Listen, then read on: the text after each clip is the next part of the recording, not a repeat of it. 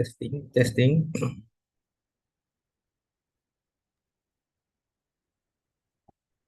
Testing also. Daniel, okay.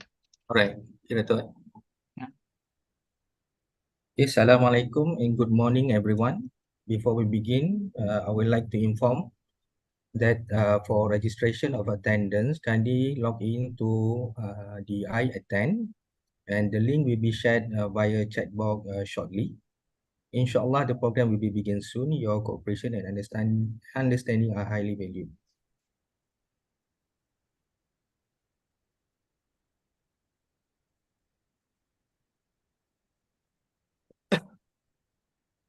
Okay, Bismillahirrahmanirrahim. Assalamualaikum warahmatullahi ta'ala wabarakatuh. And a very good morning to all. Alhamdulillahi rabbil alamin wassalatu wassalamu ala ashrafil anbiya'i wal mursalin wa ala alihi wa sahbihi ajmain. Amma ba'd. First, allow me to introduce myself. I am Muhammad Daniel bin Jamaluddin from Kuliah Pharmacy, and also I'm representing the Professional and Management Association of IIUM. I will be your MC today and moderating today event, inshallah. As this is the final program for our series of special engagement with HR Industrial Expert Series for this year, we would like to thank all of our participants for joining us today and for our previous programs. Please also be informed that our event today can also be reached through live stream YouTube. Our honorable speakers and guests, yang berbahagia Profesor Emerita Datuk Dr. Asma Ismail, Ibnu Sina Professorial Chair in Medicine, IIUM Kuantan, Immediate Past President, Academy of Sciences Malaysia, Chair for the National Planetary Health Action Plan. Madam Nur Khamsiah Ahmad, Director, Human Resource Development, Management Services Division, Deans, Directors, IUM Administrators, Academic Administrators, participants, ladies and gentlemen. Before we move forward, let us begin with recitation of Ummul Kitab Al-Fatihah.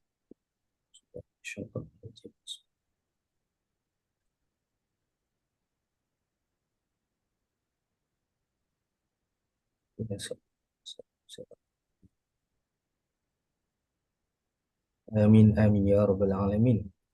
It is our great pleasure to welcome all of you to our special engagement with HR Expert series program titled Diversity in Leadership, Generation Gap Issues and Challenges, organized by Management Services Division in collaboration with Professional and Management Association, or PMA of IIUM. Let us praise Allah Subhanahu wa Ta'ala. We have been graced by the chance to gather in this program. Alhamdulillah, at the start of by inviting Madam Nur Khamsiah Ahmad, Director, Human Resources Development Management Services Division, to deliver the welcoming remarks for the program. Please welcome, Madam. Okay, thank you very much, Brother Daniel. Bismillahirrahmanirrahim. Yang berbahagia Profesor Emerita Datuk Dr. Asma Ismail, Ibnu Sina Professorial Chair in Medicine, IIUM Kuantan, IIUM Top Management, Deans, Senior Officers, and Academic Administrators from IIUM and other public universities, all my colleagues, Assalamualaikum warahmatullahi wabarakatuh.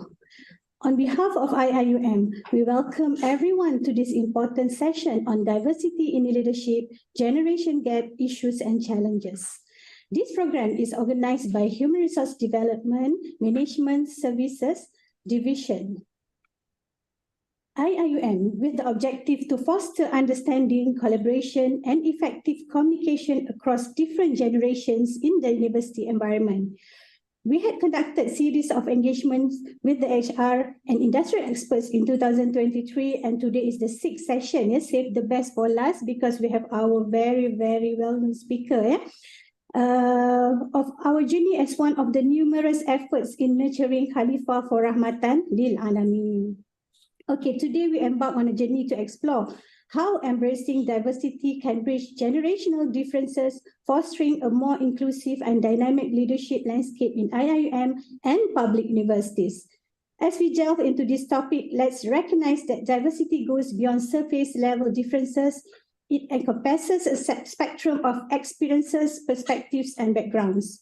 In our rapidly changing world, the generational gap within leadership is a reality we must acknowledge and navigate effectively. In most of the higher learning institutions, these 5 generations exist: traditionalists, baby boomers, Generation X, Gen X, millennials, and Generation Z. So we are so lucky to have Prof. Datuk with us today, the superwoman of many firsts and well known for her wisdom and multi-expertise in, I can say, all areas. Believe me, you can discuss with her anything, any topic will suit her best. Seronok, memang seronok kalau dapat peluang untuk bersembang atau discuss dengan Datuk. Most important, by listening to Prof. Datuk, the how to do the how will be crystal clear, well understood for our leadership implementation. Okay, for Prof. Datuk information, on top of IIM senior officers, academic administrators, we also extended our invitation to all HR senior officers of public universities, and they are joining the session this morning, inshallah. So we sincerely believe that all public university leaders and future leaders will benefit from the talk and contribute to bridging the generation gap and creating a more cohesive and productive work environment, public universities where different generations collaborate effectively for the benefits of all stakeholders. As we have moved from silos to more collaborative engagements, let's learn and apply all the good practices within our capabilities. Thank you very much, Professor Datuk, the Secretariat, Brother Daniel, PMA, and the Secretariat team led by Sister Joaini and all of our participants today. With that, Assalamualaikum warahmatullahi wabarakatuh. Waalaikumsalam warahmatullahi wabarakatuh. Thank you very much, Madam, for the warm welcoming speech. Dah macam speaker juga tu, speech tu.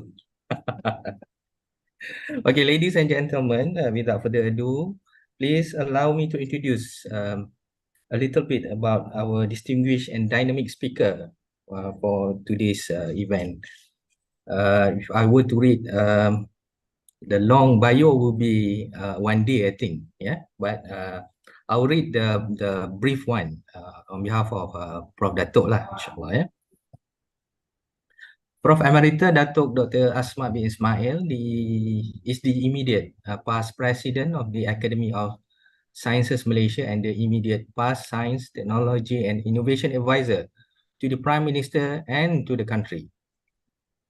She currently holds the position of the Ibn Sina Chair for Medicine at IIUM.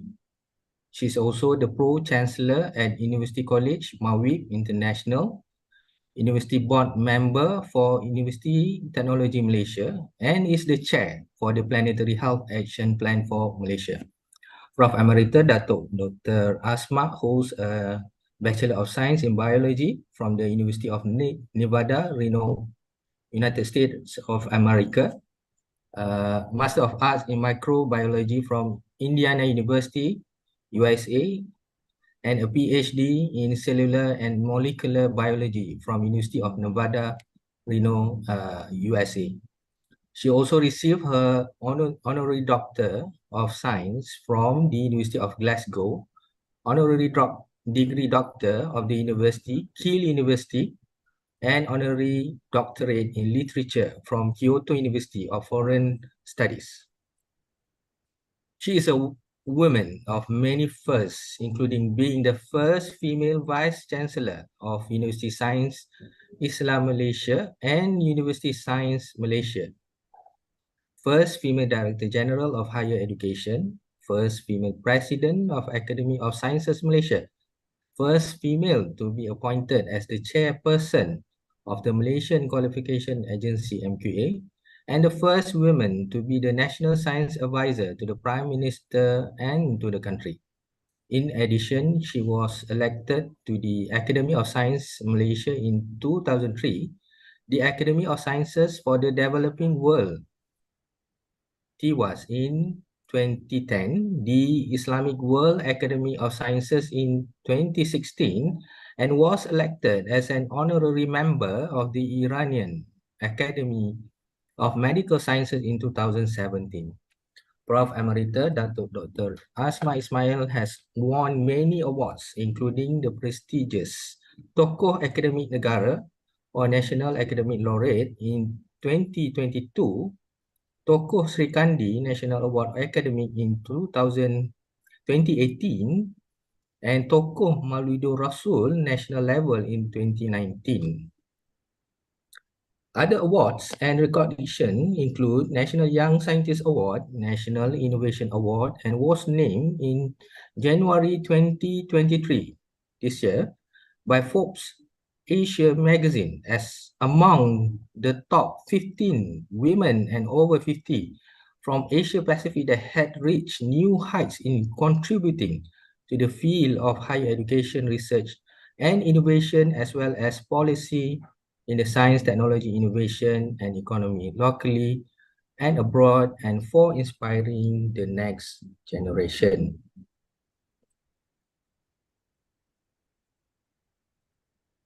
Okay.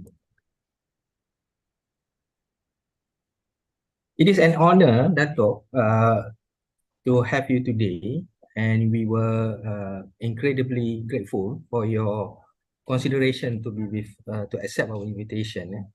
And now let us commence with the program and welcome our honorable speaker yang berbahagia, Professor Emerita Datuk Dr. Asma Ismail, to share her insight on the topic. The floor is yours, Datuk. Okay. Bismillahirrahmanirrahim. Assalamualaikum warahmatullahi wabarakatuh. Salam sejahtera. And a very good morning to Daniel. Thank you so much for the kind introduction.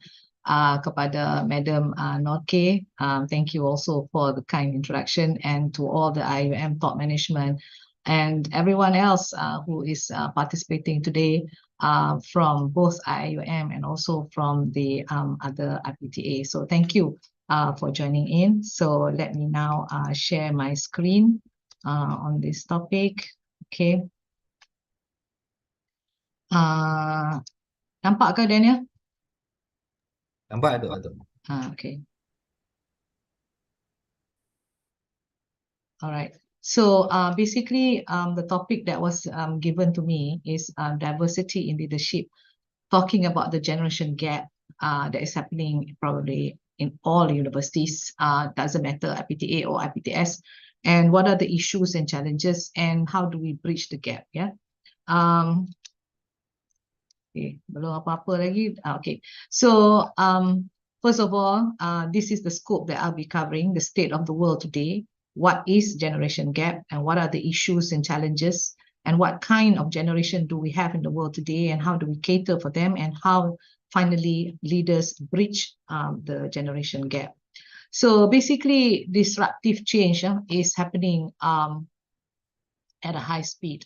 And this is because of the accelerating pace of change due to the digital age, the disruptive technologies brought by Industry 4.0, global competition due to globalization, global economic crisis, of course, the pandemic, and of course, now with COP28, we are talking now about planetary health, the balance between human health, animal health, environmental health, and of course, the climate crisis. And we have gone already, ladies and gentlemen, from the age of VUCA to now BANI, and BANI is brittle, anxious, non-linear, nothing is linear now, and incomprehensible, basically because of so much data is now coming in and the interaction between human and machines. And all of this basically have created a great impact on higher education and a great impact on our livelihood and beyond our livelihood into our lives. So disruptive change has led to the point that the only certainty is uncertainty. And basically to lead would mean that leaders at times of uncertainties need to face many unknown challenges. And therefore, to be an exemplary strategic leader, you need to understand the big picture in order for you to understand your role in it. Okay, leadership, and of course, during the times of uncertainty. Currently, as I said, uncertainty seems to be the only certainty. And facing uncertainty is going to be scary. And can lead to a lot of anxiety and stress. And we should try to handle uncertainty positively, because uncertainty and change, they are all part of our life. So you can't say, you know, I'm going to stop that. So leadership and uncertainty actually should go hand in hand, because without times of uncertainty, then there will be no need for leadership. So that is the real test, whether you are a true leader or not. And the role and purpose of the leader is therefore to carry an organization to success in the face of uncertainty, and to succeed where others may falter. So during the times of uncertainty and change, leaders that succeed tend to be able to embrace change as an opportunity to basically learn and evolve and create new visions and new strategies. Of course, you are facing the generation gap, right? Because leaders in times of uncertainty need to have vision, need to have clarity of purpose, and must show understanding, agility, and of course, guided by intrinsic values. But with the advent of disruptive technology, we need leaders who can balance between technology usage and the human needs of the organization. So growing up in the different era of technological advancement will help to create the generation gap, right? And leaders of today need to understand and bridge that generation gap that arises for the betterment of the organization. So basically all generations need to work together to enhance productivity. So if you were to all work together, diversity and inclusion must definitely be in place in the organization. And at times of uncertainty, leadership that brings transformational change needs to take center stage. The thing is, what is generation gap, right? And generation gap is like a bridge that's sometimes missing between people of different ages. So it's the difference in attitude, the difference in values, in beliefs, cultural norms and behaviors between the older and the younger generation that often result in a lack of understanding or communication challenges between them. The question then is why does the gap exist, right? And because of the distinct difference experience that you face, the different technologies that you are born into, and the social influences that shape each generation during their formative years, causing them to see the world differently. So, for example, you and your grandparents or your parents yourselves, right, may not always see eye to eye. I mean, dengan anak kita pun, we cannot see eye to eye sometimes, right, on this, because we grew up at different times and with different experiences and different technologies and different values. So, and you can see, you know, in any train or any plane, and you can see how two generations are reading, right? One must feel that paper, you know, people like me, you know, you have, when you are on the plane, you have to baca paper, you have to feel the paper, you know, otherwise you don't feel comfortable. But the younger generation can just be looking at a small screen and actually reading the same thing. So both are imbibing knowledge, but the knowledge is then imparted to you in different ways. So you can see two generations in just anywhere you want to go. So the generation gap is a gap in understanding and perspectives due to age differences as well. So basically, what kind of generation do we have in the world today? What kind of generation? One is what we call the silent generation. These are truly the traditionalists, right? These are born between 1928 and 1945. And this generation experienced events like World War II and the Great Depression. And most of these that belong in this generation, they are more than 77 years of age, right? Next, we have the baby boomers, and this between 1946 and 1964. So any one of you that is between 59 to 77, you know where you are, and you are a baby boomer. And they now represent a significant portion of the global population. Many of you are in Generation X, and they are already in some senior position in Generation X and born between 1965 1980. Paling senang, just remember your age lah. Are you anywhere between 43 to 58? You are Generation X, and witness therefore the rise of technology and the advent of personal computers. Then majority also are millennials, right? And Generation Y, and millennials are born between 1981 1996. That means anywhere between 27 to 42 years of age. And you basically the millennials, they grew up during the digital revolution and the rapid expansion of the internet. Then we have now Generation Z. This is born between 1997 and the early 2010, between 11 to 26 years of age. And Gen Z is the first generation to grow up entirely in the 21st century. All right. And this generation is characterized by very familiar with technology and digital communication. You can see, their hands is like moving everywhere on the handphone. Then we have Generation Alpha. Generation Alpha, born between 2011 to 2025, they are now under 12 years of age. This is the newest generation, and they are the children of the millennials and the Gen Z. So it's still relatively early to actually define as what will be the characteristic of Generation Alpha, but for sure, they are very technology savvy. So you need to understand the generations in order for you to understand your bosses. That's why we're having this conversation, so that you, the boss, can understand what's happening with your people in your team, and people in your team can now understand why the boss is the way the boss is, right? And of course, between colleagues and between friends. And very important, that's why we're having this talk with the HR, because HR who are now involved in professional talent development also need to now change in the kind of management programs, talent development that they're going to offer. Yeah. So out of the 5 distinct generations in Malaysian workforce in 2023, only 4 are now in the workplace. But now I find in IIUM, we have the 5th one, which is the traditionalists as well. So we have baby boomers in Malaysia. This is Malaysia, yeah, 13%. Generation X is 18%. Millennials is 26%. Gen Z 25%. This is the Malaysia punya profile. And Generation Alpha is under 12 years old, so unable to determine. And after Alpha comes Beta. And this Generation Beta is not born yet. They are born in 2025, which is actually, 2-3 years from now. And coming soon, next exchange, Generation Beta.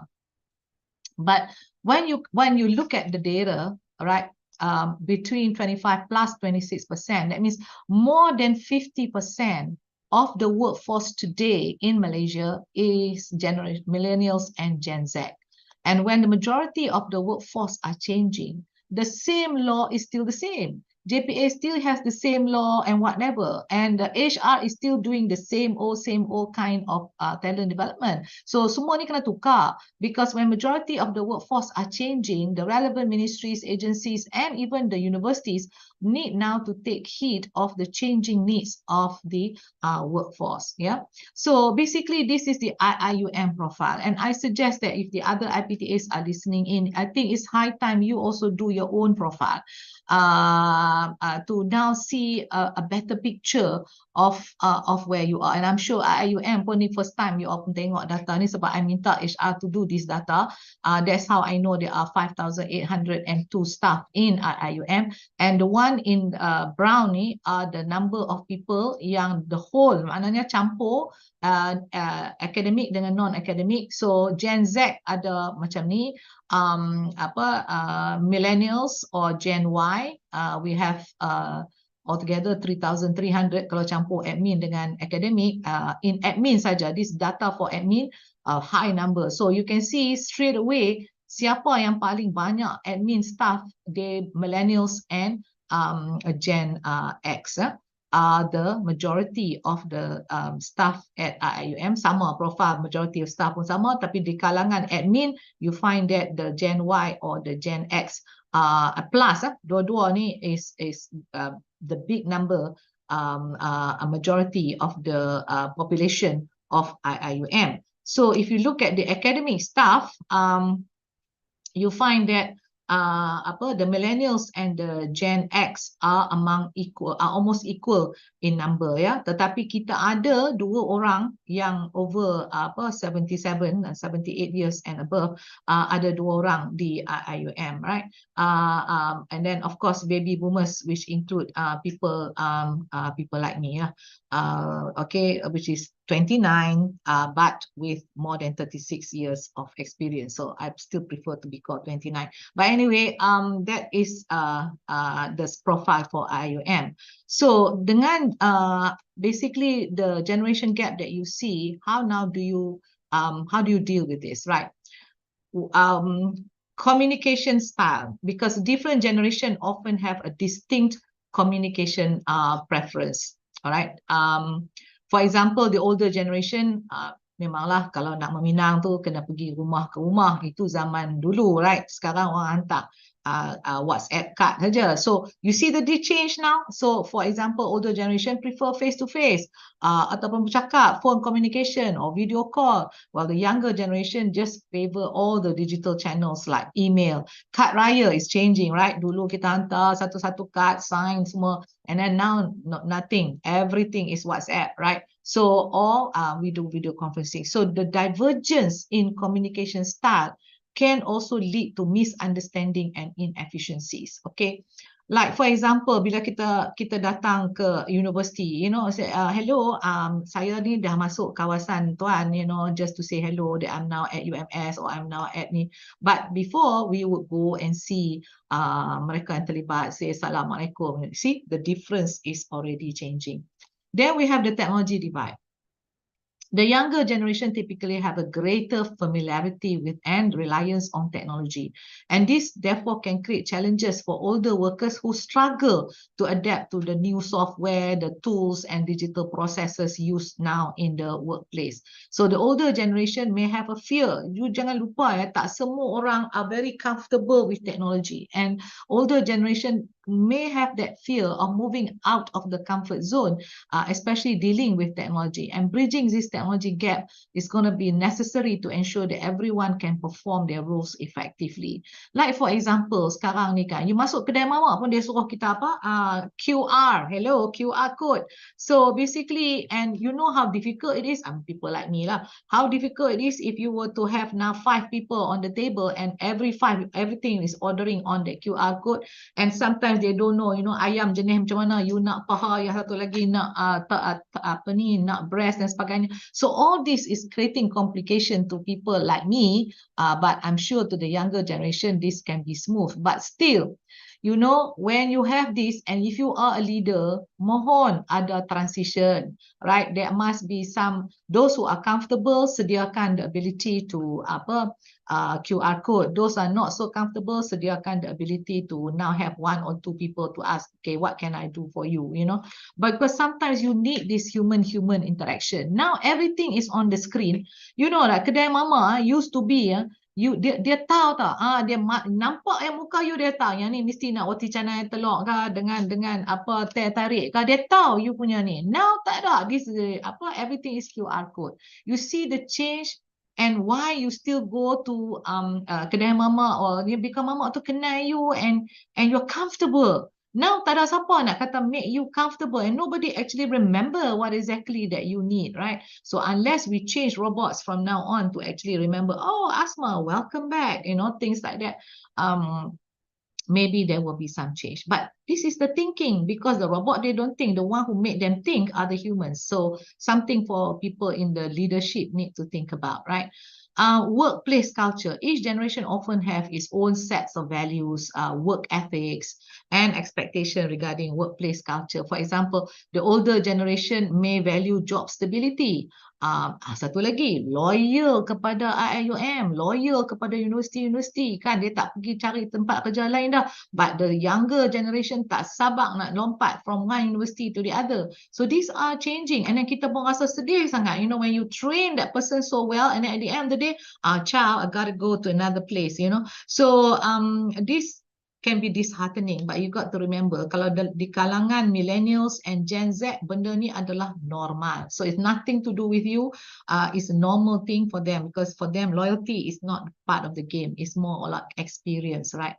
So and satu lagi, if you dalam workplace, if your boss is someone older, dalam dekat-dekat nak retire 58, 60, usually dia nak nampak you dekat tempat kerja. So therefore, and they put in traditional long hours, and therefore a stronger separation between work and personal life. But the young generation sekarang ni prioritize work-life balance and flexibility. Dia nak work from home, dia nak work-life balance. Lepas pukul 5:30, 4:30 dah tak ada dah dalam office ni. Alright, dah tutup semua lampu dah. So this is the thing, gaji daripada pukul berapa sampai pukul berapa, patutnya kita tengoklah, if you masuk 8:15 you kena keluar at 5:30, then that at least janganlah keluar 4:30 kan. So things like that, so that time, motion and amanah is now seen and felt, right? So this they prioritize, the younger generation now prioritize work-life balance and they nak flexibility. Dah lah work-life balance nak balik awal because so that you can be with the family. Lepas tu nak flexible pula, nak macam 3 hari saja bekerja, 2 hari work from home. Dia macam tu. So these differing priorities can lead to clashes in the workplace culture, management style, and of course you don't forget makhluk yang jadi bos ni, mereka ni dah berumur sikit. So bila dia berumur, that's why you kena study bos ni jenis macam mana. Kalau bos you baby boomer macam memang I expect you to be in the office. And then kalau bangsa duk hilang ni, saya rasa you play truant. But the younger generation, maybe things are different. But it matters bila you buat staff evaluation untuk SKT nanti ya. So like for example now I'm also seeing, being a researcher myself, I memang take pride in students yang bekerja in the lab, right? When you do hard science, postgraduates now saya tengok, hello, research institute tutup lampu pukul 6, what the, so basically tak ada siapa dah dalam research institute. Yang pensyarah supervisor pun hilang, yang student pun hilang.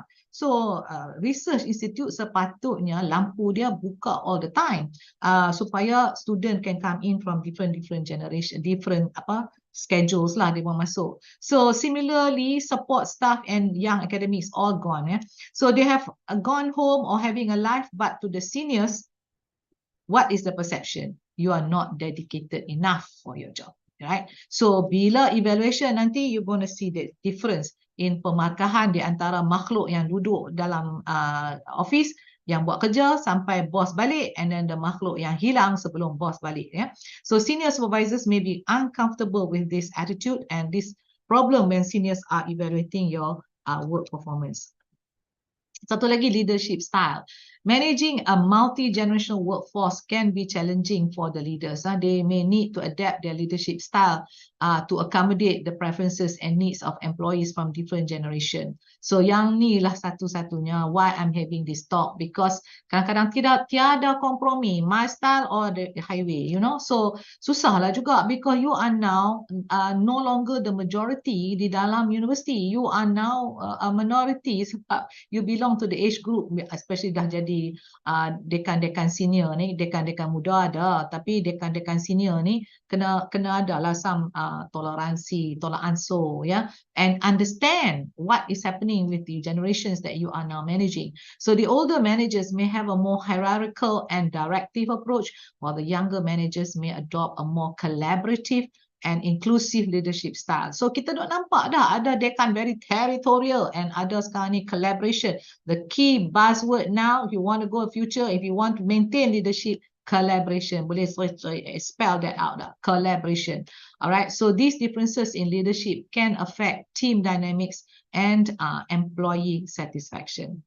The next one is conflict resolution. Conflict can arise when the different generation have varying expectation and approaches to resolving workplace issues. So understanding how to navigate this conflict that arise due to these differences is, nak cerita macam mana, very crucial for maintaining a harmonious work environment. Otherwise, you sebagai dekan, you panggil majlis dekan-dekan, first thing you have to do, Panadol kena letak atas meja, sebab the differences bila bercakap nanti banyak yang tak boleh nak move forward because of berkelahi antara ada senior professor yang toe the line, semua kena cara dia, ada yang young generation yang memang tak boleh ni langsung, and ada yang totally quiet, malah basa, bahasa Kelantan kata malah basa. So when you have something like that, it's kind of difficult, ladies and gentlemen, to lead and move the ship out of the harbor, paling helak the ship is pusing,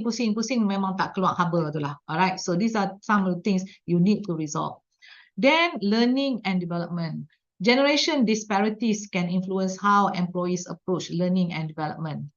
The younger generation may be more open to online training. Ni makhluk daripada HR pula lah. Kena tengok. Mereka online training tak apa, self-paced learning tak apa. But to the older generation, this is no go. Alright, they prefer traditional classroom. My speaker kena ada depan, and then they interact. Macam sekarang saya everything online. But to the younger generation, older generation mungkin lebih afdal sekiranya saya ada berdepan audience dan sebagainya. So tailoring these learning opportunities to accommodate these preferences can enhance professional development. So therefore, whoever is now in charge, Norke ka, Daniel ka, training programs by HR can no longer be one size fits all. Yeah, so that you have to see. The next one is career expectation. Ni satu lagi. The young seed. You tengok tak sekarang? Dulu yang zaman jahiliah, zaman saya, everything is one. You have to climb the ladder one step at a time, right? Maknanya, you know, you cannot like overnight jadi profesor dah, you know. So, but the young generation lah ni baru kerja saja tak dan setahun dah nak jadi associate professor, dah nak jadi ni, nak jadi tu. So, the young that bila baby boomer ataupun millennials, generation Generation X tengok benda ni memang akan not happy lah to see perangai macam ni. Ni kita panggil perangai. So the young seek the rapid career progression and job variety, while the older employees value stability and long-term commitment to a single employer. You know, I am USM sampai dulu, sekarang, dan sampai bila-bila. So something that kind of ni sampai kalau potong darah mesti bleed color purple, not longer color merah. So the young have no job loyalty. Yang ni kena nampak lah. When you invest bagai nak gila, you hantar dia pergi conference, you ajak dia macam-macam, dia terima ilmu pada you, lepas tu dia caw. So, and then you get very upset. So now I have to say, tak payah do upset. This is normal. So basically, the young have no job loyalty, and aligning this expectation with career development opportunity is therefore essential to retain the talent. Then I want to talk about stereotyping and biasness. Yeah, stereotyping based on age can be an issue in the workplace. Semua orang, you know, zaman sekarang kita kata, kenapa yang muda pun tak boleh lead? Tapi sekarang ni kita juga ada dalam workplace culture, selagi hang ni tak makan asam garam, hang tak boleh lagi jadi leader lah. So things like that is also happening, right? So people will say based on age, right?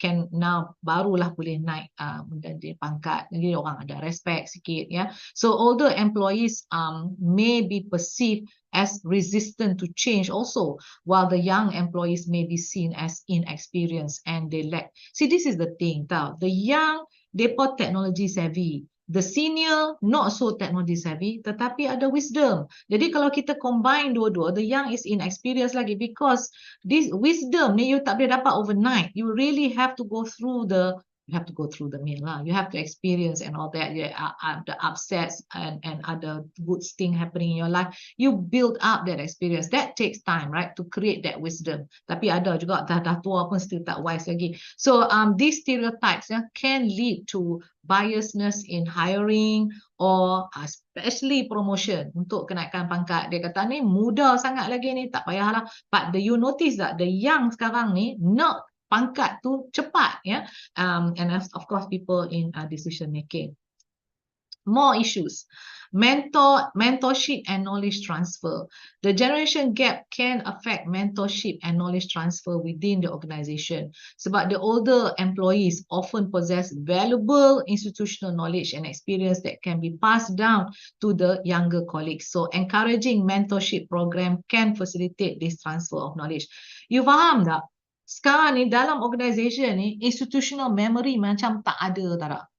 With the high turnover rate of the people going out from this department tukar, sama juga macam HR memang, okay, now you kata, okay, HR kita kena pindah-pindahkan dia supaya dia gain experience, tapi institutional memory is not with them, because when they pindah-pindah, Orang yang ada lah ni don't have any idea of what happened previously. So this is where I say the recording of institutional memory needs to be there, so that any young person that or the new person that comes into town lepas kena rotate masuk kepada PTJ tertentu now have some benda yang dia boleh tengok as a history of the school, ya, supaya dalam kementerian, history of the kementerian itself, because of the high turnover rate, you see there is no institutional memory.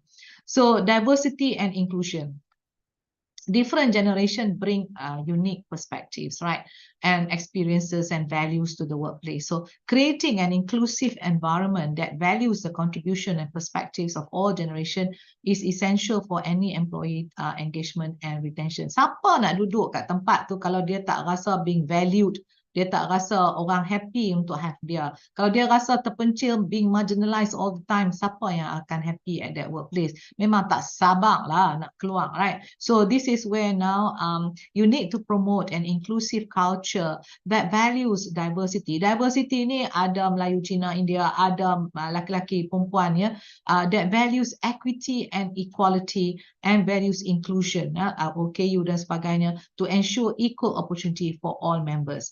Saya rasa di dalam universiti ni, bila cakap pasal equality, equity ni, ramai juga yang kelabu asap.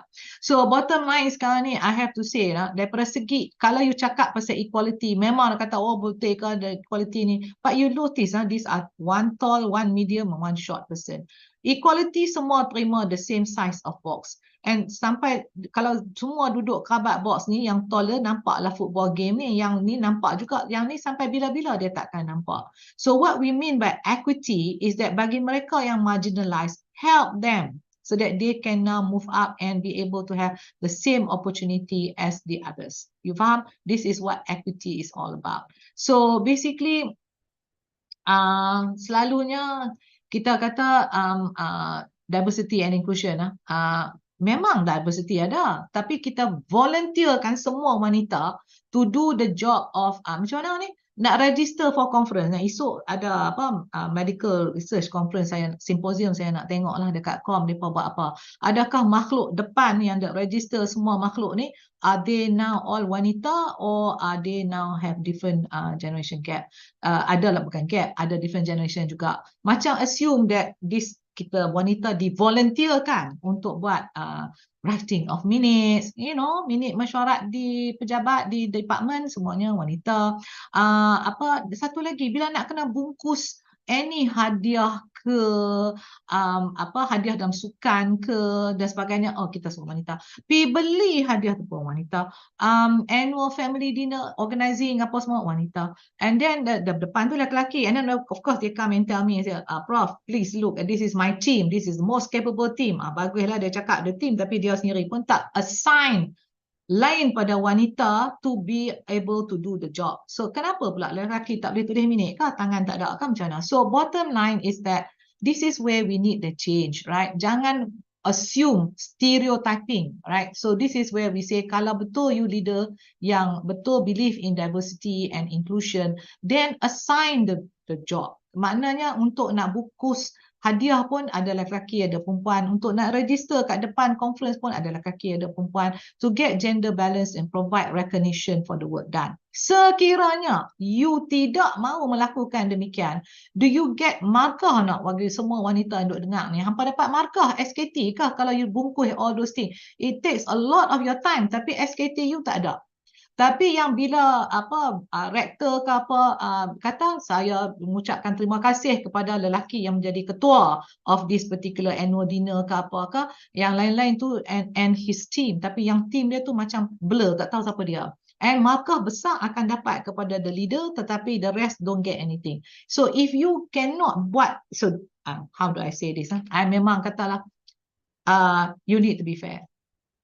You need to be fair. If you can't do it, if you still need wanita to do all the things, then give them some credit and recognition for the work that they put in and the time that they put in to do this, right?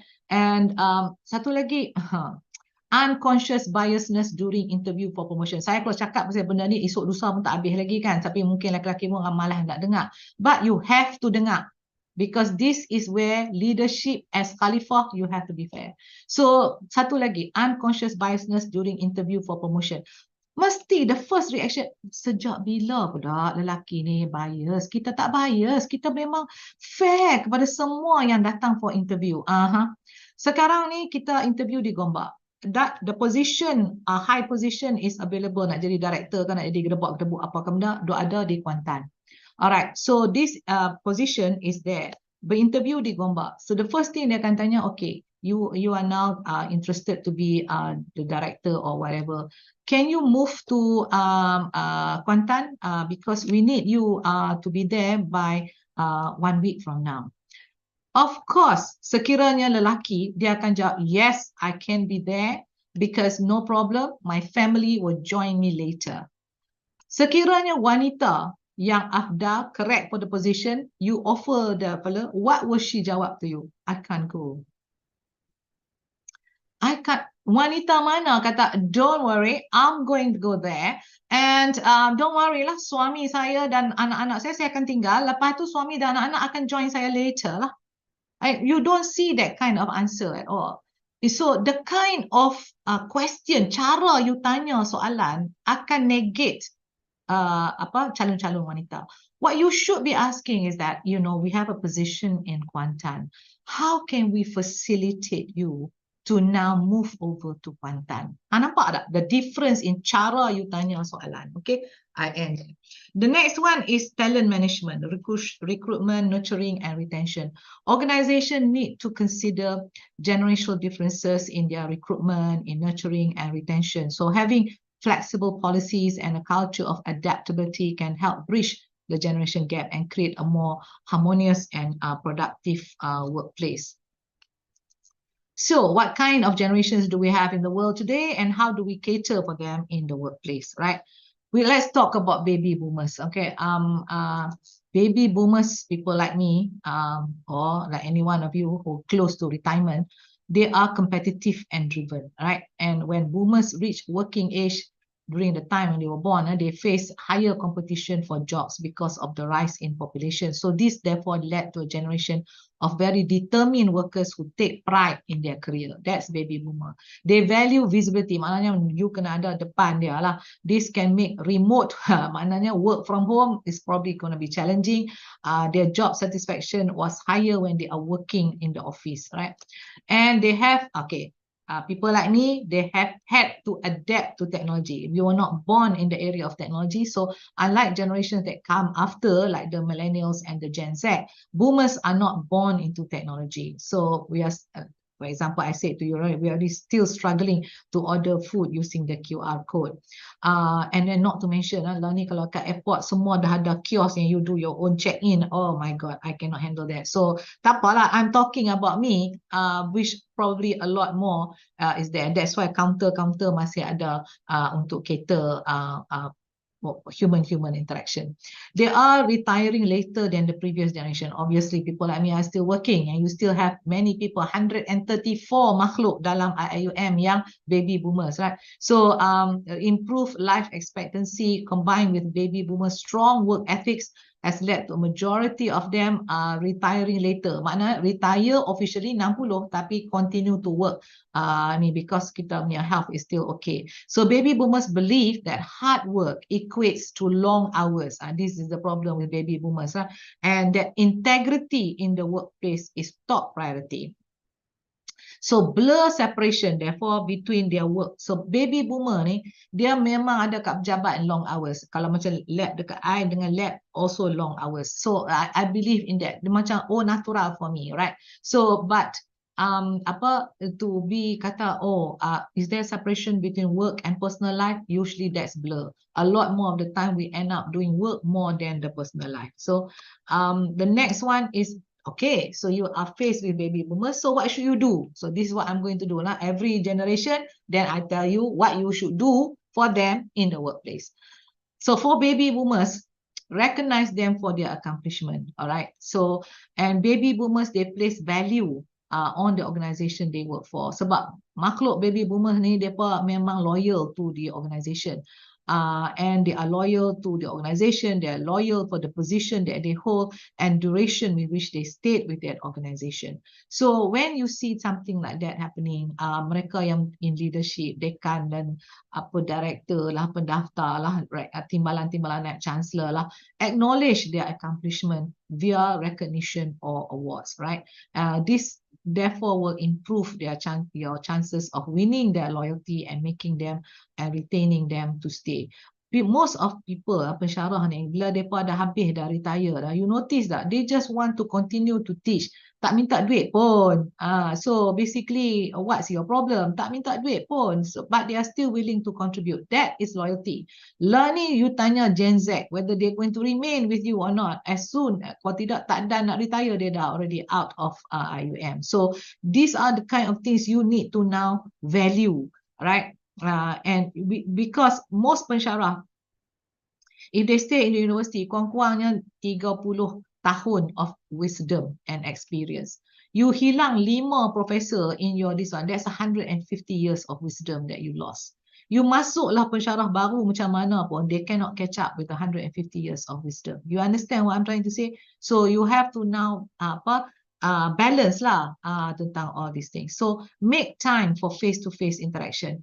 You dekan muda, tetapi you kena ingat makhluk tu is a baby boomer, so dia ni prefer face-to-face interaction. So kalau boleh pergilah jumpa ya. Growing up without digital communication means that baby boomers are more amenable to interaction in group meetings. So if your organization is fully remote, tak apa, kita semua ada meeting online belaka, problemo for the baby boomers, right?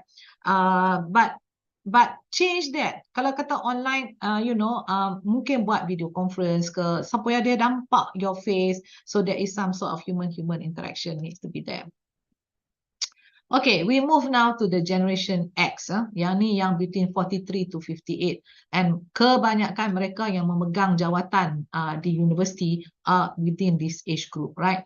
So makhluk yang Gen X ni, mereka value autonomy. Okay. Often the children of 2 working parents, maknanya Gen X became independent and learned to solve, and they learn to solve problem on their own early on in life. Nampak tak? Mereka ni anak-anak kepada baby boomers who are constantly working, constantly in the office, tak balik-balik rumah. So, that kind of stuff. So therefore, mereka yang jadi anak-anak kepada baby boomer, which is now Generation X, become independent and they learn to solve problem in their own, because mak bapak jarang ada kat rumah sangat. And the Gen X, they are well educated. So ramai yang akan senyum lah bila dengar mereka ni ramai dalam audience ni yang between 43 to 58. The decline of manufacturing job at the time of Gen X were leaving college led to a generation that use education. So Gen X value education. They are also comfortable with technology. They grow up with MTV, video games, HBO and all that. And because learning mana ada benda ni semua, learning we talk Netflix now. So because of that, Gen X are very comfortable with technology like computers and smartphones, along with learning new software, new programs. So HR, if you are now terlibat dalam professional development of Gen X, so menggunakan this technology, not a problem. However, Gen X prefer to create a clear separation between their work and personal life. So maknanya they value work-life balance. So again, I'm back to pukul 6 dah tak ada siapa dalam office lah. Now, what happens if Gen X is your boss, right? They believe that, okay, walaupun mereka ni teknologi savvy gerebak-gerebuk, tetapi they still believe that you have to go through the mill. Maknanya climb the ladder one step at a time. I mean, jangan kerja 1 tahun dah expect jadi associate professor, dah nak jadi dekan, okay? Queue in line. That is the words of the Gen X. So they tend to be more independent. So when working with an X, do not be surprised or offended if they choose to work alone. And the X manager, satu lagi yang hebat pasal Gen X ni, dia bukan jenis watching everything you do over your shoulder all the time. So they tend to be results oriented, which is perfect, right? Basically, they say, okay, this is the way forward. They give you clarity of vision. Okay, they allow you innovation and creativity to now do the job, right? And therefore, they are more, okay, results oriented. Bukanlah mereka kena ajak you step by step of all this. And they are very entrepreneurial and and they may not tell you how to do every step of the job. They expect you to be creative to do that. So, and they also tend to be hands off. They do not meet often with the staff. Yang tu pun problem lah, sebab you akan find Gen Z ni jenis manja. Dia kena dengar you punya feedback all the time. Mampu kelah lah kat situ, right? So already you see differences. So when working with an ex, you ask them clearly to define their expectation. Lepas tu dia akan leave you, and then lepas tu they are very much results oriented. So when working with an ex, Gen X, do not expect a lot of praise. Since they Allahu Akbar, mereka pun juga kedekut dengan praising, because they also do not receive praises in their life. So when you receive a compliment from Gen X, maka dengan itu, you know, you should feel proud because you've done a great job. So do not take X punya skepticism personally. They grew up questioning everything. Why? So expect them to give the pro and con to even the best of ideas. But however, Gen X sekarang ni make the best workers and leaders overall, because they are hands off, they are result oriented, and you can see that that is very much in line dengan the new kind of leadership. In terms of Gen X, lagi tak habis lagi, offer leadership opportunities. Gen X basically they are ready to step into the leadership. I mean, come on lah, mereka dah dekat nak retire dah kan, 53 onwards. So basically they should be ready to step into leadership role as baby boomers retire, and their direct communication style and hands-off approach make them as excellent managers. So whether in the form of formal position or mentorship program, you should find ways to use the leadership skills of Gen X in your workforce. And satu lagi, I said kan, Gen X, mereka value education. So allow them, education ni macam-macam. Dia professional development for education, hantar dia orang pergi kursus for education. So offer them opportunities to continue their education and improve their job satisfaction and therefore it will allow, enhance their likelihood to stay. So you can accomplish this through online programs, send them for conferences, offer them scholarship for further study, that kind of stuff. And then satu lagi, Gen X ni juga memang minta work-life balance, so therefore offer work flexibility. So bila sekarang ni majority of IIUM is now going to be millennials and the Gen X, and all of you value work-life balance. So it's high time also you start thinking now about work from home. Yeah. So maknanya remotely should now be okay. So offering the option to work remotely or work from home could be an opportunity and allow them the flexibility of working hard, but at the same time also be able to be with the family. Okay. Millennials. This is makhluk yang 27 to 42 years of age. All right. So they prefer to collaborate. Okay. That means for the future, bila I kata perkataan collaboration, maka mereka yang dalam millennial sekarang ni would be perfect as leaders also. Collaborating across many teams is critical to them to stay at a job. Millennials would rather approach their work with consideration of different. Mereka ni suka tanya, okay, sebelum kita bayar kerja, mereka juga tanya, mereka buat focus group discussion lah, to tanya different points of view so that when they develop something, it is with the consensus and approval of all. So this is very good as far as the new kind of research where you need to discuss and engage with the target audience or whatever, whoever is going to use your product before you now start the work. So they are motivated by doing meaningful work. Millennials prefer work that use their creativity, leverage their talent, and make them that make an impact. Dia tak suka buat kerja buang masa. That whatever they do, they want to be able to create impact. You notice that bila this usrah in action and bila minta community engagement, siapa yang sign up? You will find that a lot of the millennials, they want to do this. They are very into planetary health. They are very into sustainability and all that because they worry about the planet Earth and so on. You suruh makhluk daripada baby boomer ataupun X to do the community engagement, mungkin the passion is not there so much. But you must understand lah, that's what I said. Kalau you faham why they are behavior like this, then you understand who to put round pegs in round holes. That is what leadership is all about, to put round pegs in round holes. Baru you nampak productivity at its best. So, and millennials ni, they will do work that they are passionate about. That is a top factor when considering job opportunities. They are very collaborative. They are also impact oriented, and they are digital natives, right? Early version, they basically Wi-Fi, everything lah regarding technology. So bila kita pergi hire the Gen Z, dah ada 495 orang, Gen Z, they get very upset kalau komputer ni bangsa duk Intel 286 duk pusing. They need things to be like fast. So this is where I say, you know, you have people like this who are already born with the iPad in their hands, right? So they get very upset if the technology is not available for them to do their work. They value, ni satu lagi, makhluk millennial ni, for everything that they do, they value feedback. How am I doing? Am I doing okay? Now, you imagine makhluk, apa I kata tadi yang apa ni, Gen X tadi, right? Dia jenis bagi tahu kat you, okay, you're on your own, boy, and don't come and I'm result oriented. Ni ada pula yang apa nyek-nyek ni yang basically minta all the time, how am I doing? Am I doing okay? Bolehkah saya buat cara macam ni? You know, dia duk tanya you all the time. Sebab dia ni jenis kena minta value feedback. So that's how they grow, right? Tapi at the same time bagi X, this is like melampau lah. So you already macam, budak ni tak ada confident ke buat kerja ni? Betul ke dia tahu ni? Asyik duk tanya semua. So this kind of misunderstanding can now happen. So they are focused on profession. So millennials generally feel more comfortable. Ni satu lagi.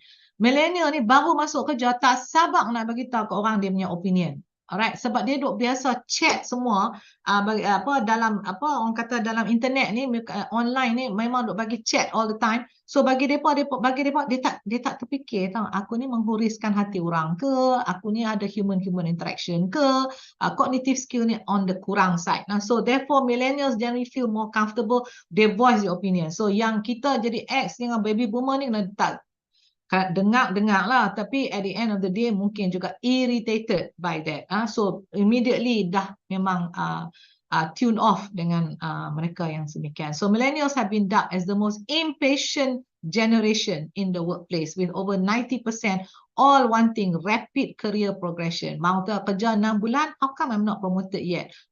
Okay. So this will clash with the baby boomer and the Gen X bosses who wants you to go through the mill and no shortcut. Okay.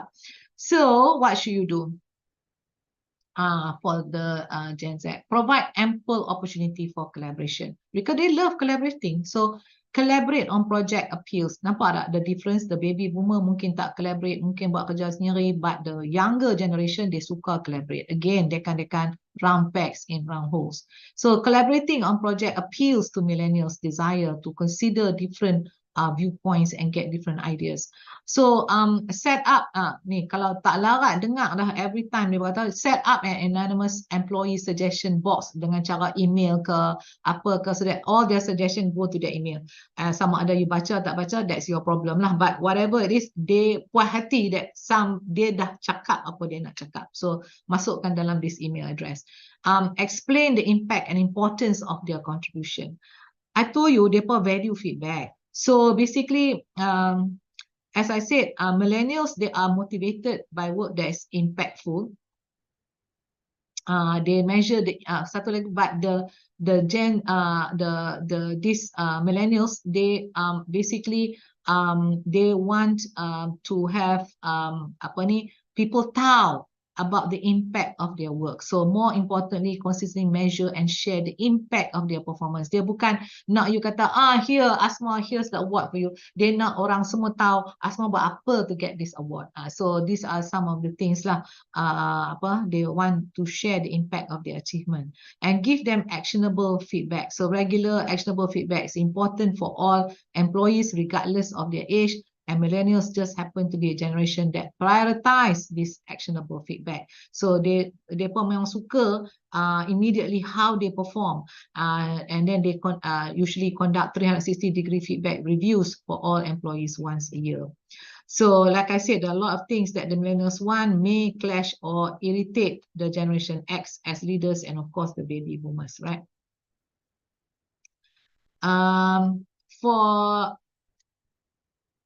Okay. now we talk about Generation Z. This is 11 to 26. Ni budak-budak baru masuk ni. They value social responsibility and diversity. Gen Z, they grow up with immediate access to the internet, news and social media. So they are very social media.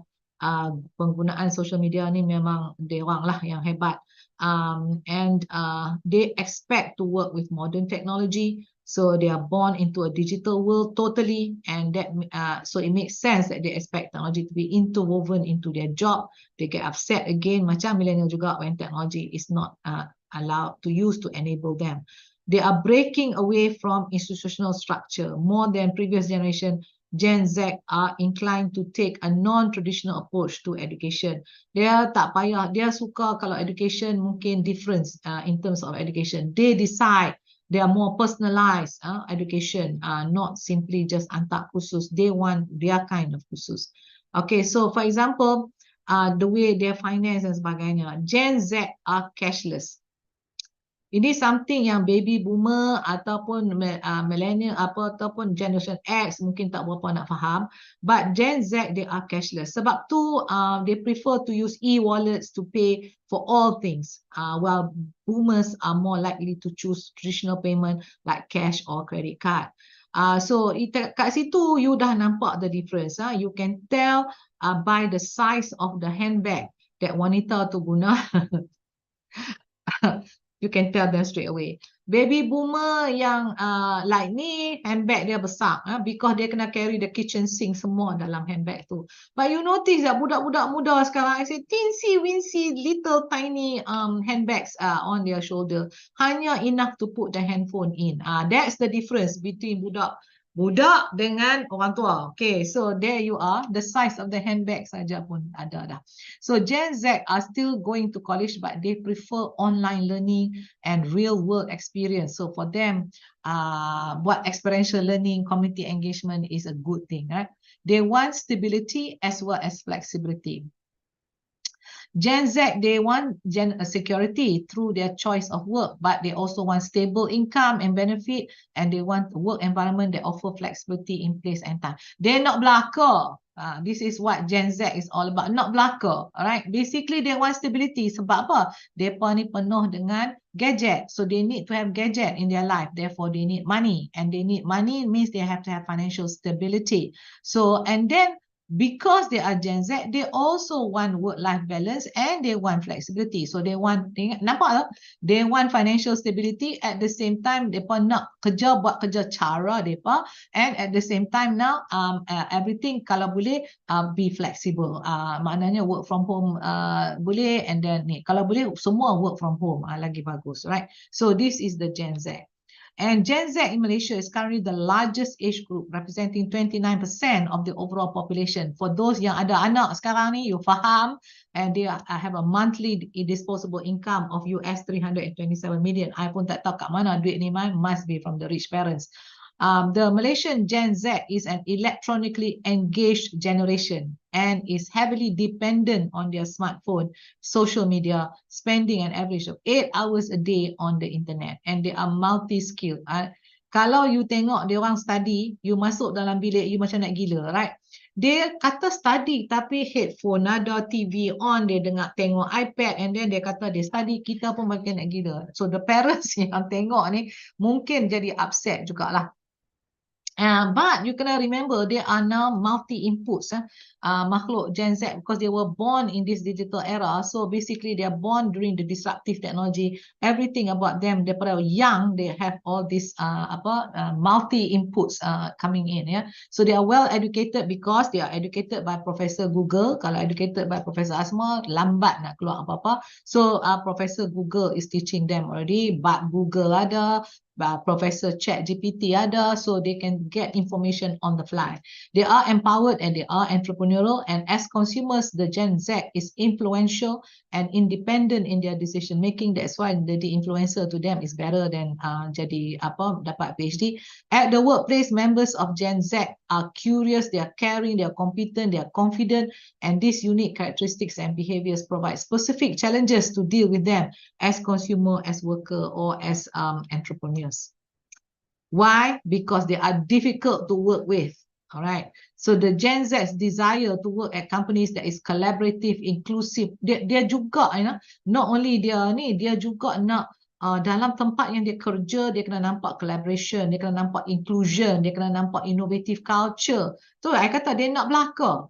So they are happy to be doing jobs that are rooted in community and creativity, and especially content, working on larger companies, to establish, to withstand this turbulent economic period. But despite being born at the age of smartphone and internet, most Gen Z still prefer in-person communication. But in-person ni bukan face-to-face. Makhluk ni jenis teks. Alright, ataupun collaborate. So shaped by smart devices, social media and digital connectivity, Gen Z, they are highly adept at multitasking and navigating the digital environment. However, they can be impulsive and they want what they want it now. Dah lah, those yang jadi X punya leaders ni, you have millennials yang juga tak sabar nak kenaikkan pangkat. Then you have the Gen Z yang menambahkan lagi you punya problem. Because mereka lagi nak faster than the millennial. So the Gen Z, they lagi teruk because they lack soft skills. Because they deal hanya dengan the computer screen. So they miss this human-human interaction in the form of campus life waktu COVID, and technology has negatively impacted their cognitive skill development. And they recognize it too, and they know it too. They know that they are weak in communication and thinking. So Generation Z is anxious about money. I told you they need gadgets around them. They're always afraid that they're never enough. And Gen Z enjoys being with people, and they require in-person interaction more than millennials. However, they prefer to work individually. They also believe in being responsible for their career and success. Therefore, they don't count on others to help them to reach their goals. And satu lagi, members of the Gen Z. You notice that students sekarang, mental depression, mental wellness become, I pun duk fikir, masa apa jadi macam ni kan? Zaman jahiliah dulu, semua pelajar-pelajar kita kental aja. Tapi sekarang ni kebanyakannya on the strawberry side. So basically, you find that they have high rates of depression and a number of mental health condition that the generations before them don't have this. So they are highest in having this mental illness. And that is something you need to see, ya. Sebab depression kita pun nak kata apa pasal cakap sikit je menangis. Oh my God, this is like, siapa jadi dekan sekarang ni, on top of having human-human interaction, you juga kena ada box of tissues all the time. So they want and often times expect others to value mereka punya, lah apa mereka kata kita kena ikut, kita kena dengar. Taklah semestinya kita dengar, tapi that's what they want. And the Gen Z are skilled when it comes to technology savvy, online work and innovation, and is reflect in their advancements in technology, but they lack wisdom. All right, the Gen Z workers, they value work-life balance, remote working and flexible leave. What's more, this generation prioritize jobs where they can expand their skills and broaden their talents. And Generation X parents raise Gen Z to be independent and able to figure out things for themselves. And Gen Z also, ni satu lagi, they have a low self-esteem, least happy and highest mental health. Most stressed workers, hard to work with, and usually they are the one that gets fired more often. They lack confidence in themselves. So ini sudah menjadi lumrah karakteristik. I'm just asking, kalau inilah karakteristik of budak-budak yang dalam digital age where they have less human-human interaction, are these the future characteristics of generation alpha atau beta? So if that is the case, mampus lah. Well, kalau sekarang pun dah mental stress and depression, what will alpha and beta show? And then, dengan sekarang punya, you notice tak sekarang ni Kementerian Education dah kata okay nak menggalakkan e-sport. I have no problem dengan e-sport, tapi bila e-sport, that means 8 jam bukan dekat field untuk have a healthy lifestyle, untuk berinteraksi dengan orang. This is the most of the time you don't main komputer.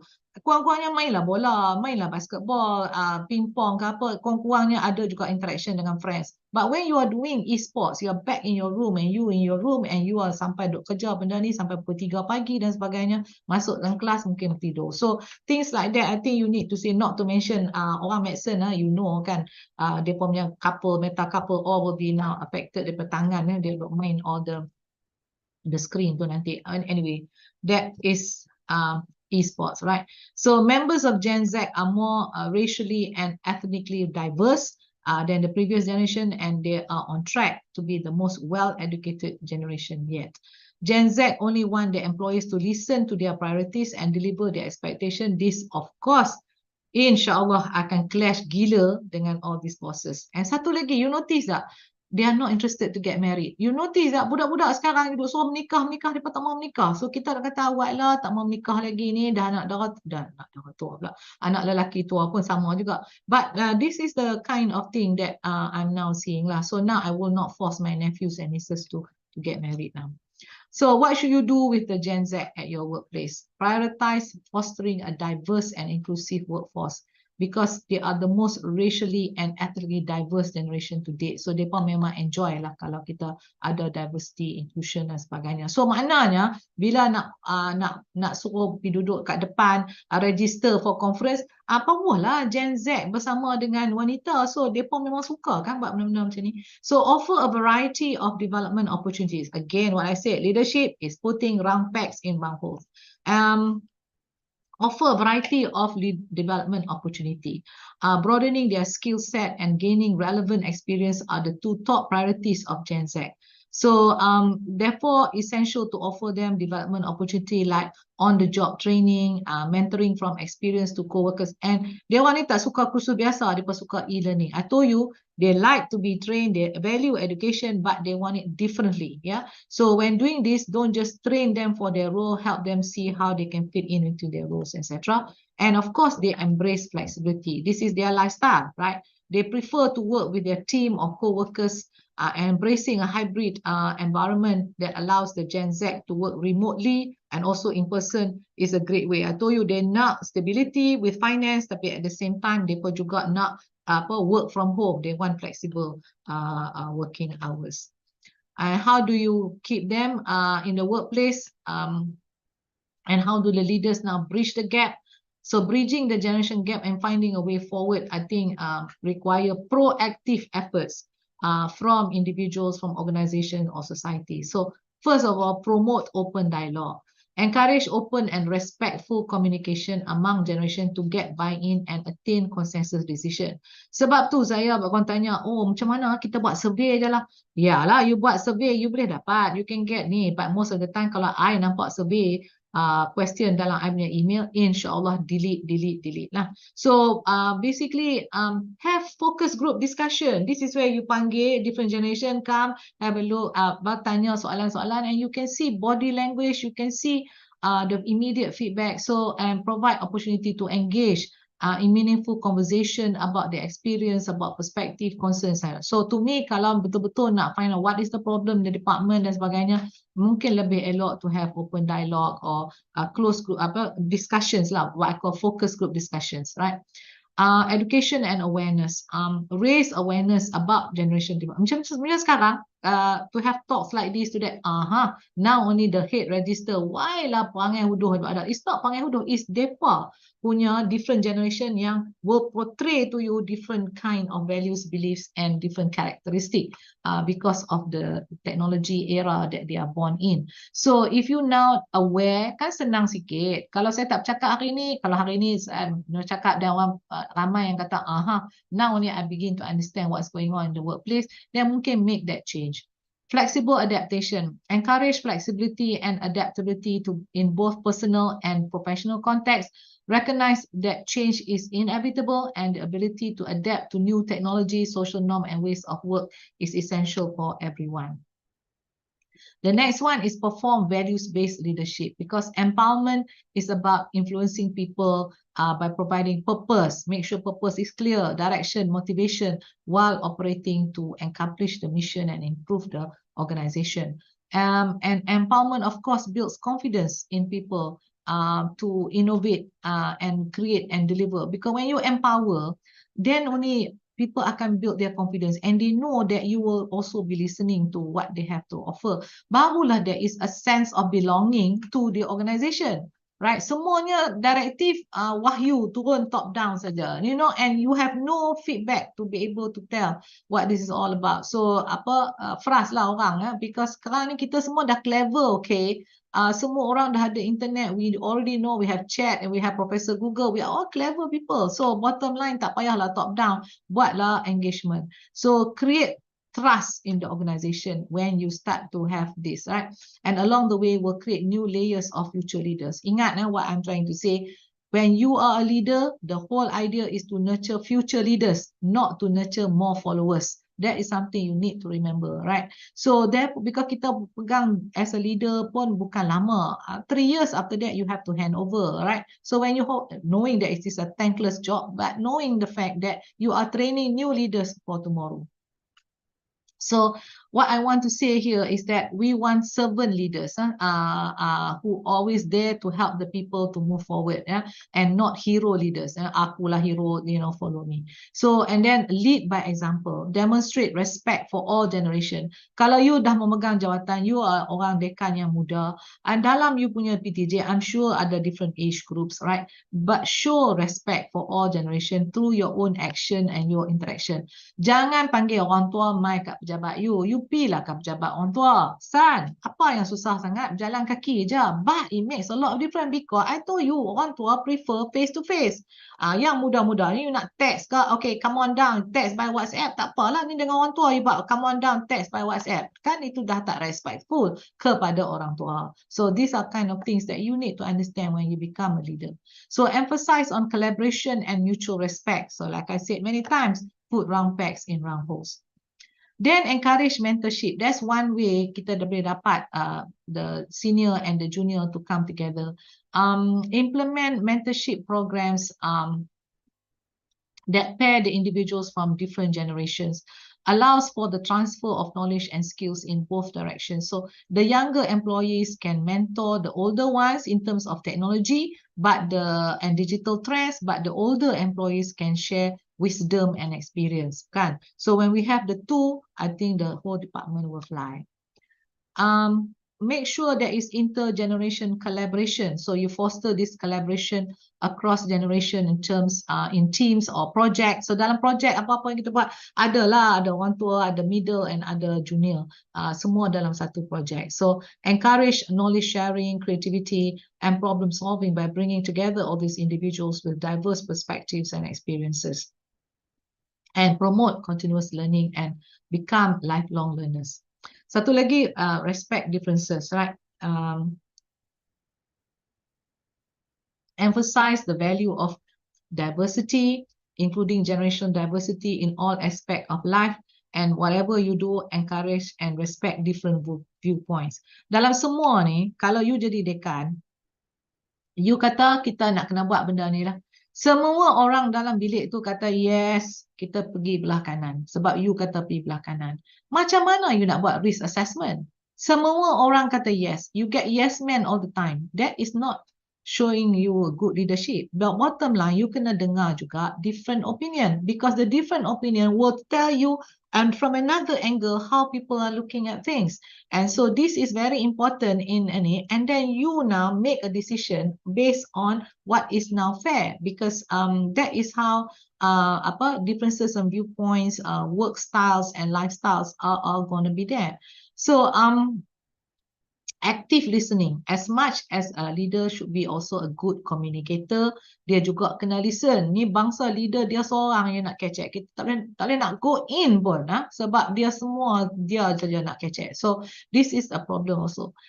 Leadership development nurture leaders to effectively manage diverse teams and lead with empathy and adaptability via leadership development program. This is now I say for HR. Kalau nak buat program, make sure you nurture this, the leadership yang you nurture kena able to manage diverse teams and then be able to lead with empathy and ability to and adaptability because change is happening all the time. So implement diversity and inclusion training program. Yang ni insyaAllah tak ada lagi lah. So make sure diversity and inclusion training program is part of the HR training program that will include a focus on generation diversity as well. Ni bukan pasal wanita lelaki saja, generation diversity pun penting juga. So this program aim to increase awareness, promote understanding and foster respectful interaction among employees of all age group. And research and data collection. Conduct research and gather data. This is where I say HR of tomorrow and those yang jadi admin staff is now about data. Data is liquid gold. So if you want to make informed decision like ni, for me to give this talk, I had to ask, because when I first asked, memang MSD tak boleh provide for me that data. But today, that data is there and they can use this data now for a lot of things now. Berdasarkan what I'm saying now, you boleh kupas this data. And then on top of that, when you are doing this data, MSD, I think you need to now buat sex disaggregated data from the one that there, berapa lelaki, berapa wanita dalam various generation that we see. So now you can get a better input tentang how now to make things better and create well-being among the staff, right? Staff well-being now is very important. So that's what I mean by data. And make sure menjadi darah daging HR of the future, that data-driven insights needs to be there supaya top management can make informed decision. Media and representation. Promote positive representation of all generation in the media and in the popular culture. Kalau siapa-siapa ada menang something ke, hebat doing something ke, masuk dalam paper, masuk dalam website, masuk dalam WhatsApp to congratulate. So that I told you the different generations sekarang ni show to people that they are doing achievement and impactful work, right? So that's the thing, yeah. And promote inclusivity. Create an inclusive workplace culture where all generations feel valued and respected, and leaders should foster an environment where diverse perspectives and experiences are acknowledged and celebrated. So kalau kita gabung semua, and there's a lot of learn, unlearn, relearn, co-learn and co-creating that you are learning today. So I gabungkan and tengok what are the commonalities, and you find that those yang value work-life balance are the Gen X, Gen Y, Gen Z. So kalau you banyak sekali dalam you punya organisation Gen X, Gen Y, Gen Z, maka dengan itu fikirlah to have macam mana nak create work-life balance, right? So some institution dah pun mula work from home, so 3 hari dalam pejabat dan 2 hari atau 1 hari work from home. Collaborative, yang collaborative, impact and mission oriented, yang ni millennials, alright. Gen X and Gen Z, they prefer to work alone. So kalau bagi mereka work dalam team, mungkin juga fish out of water. Yang nak rapid promotion, dua, millennials dengan Gen Z. So ni bangsa tak sabar nak kena bagi dia orang promotion. So you kena faham juga dia orang punya anxiety on this. No organizational loyalty. Habis semua semualah Gen Z no organizational loyalty, they want experience.